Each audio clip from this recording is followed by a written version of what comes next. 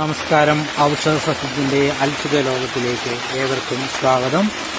ഇന്ന് കർക്കിടക മാസത്തിലെ പൂയം നാളാണ്. ഔഷധം സേവിക്കാൻ ഏറ്റവും അനുയോജ്യമായ ഒരു ദിവസമാണ്.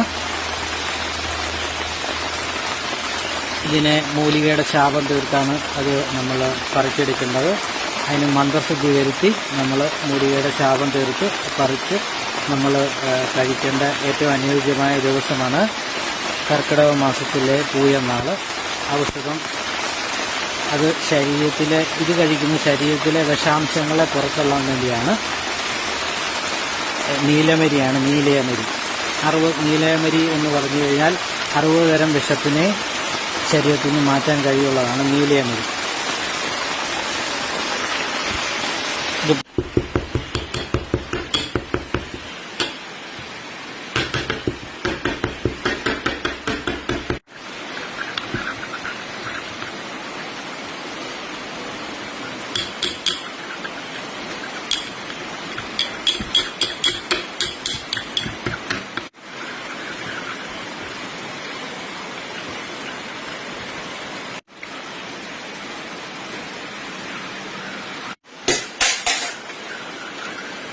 കൈവശം തൊട്ട് 60 തരം വിഷത്തിന് നമ്മൾ ഇത് ഉപയോഗിക്കാൻ പറ്റുന്നതാണ്.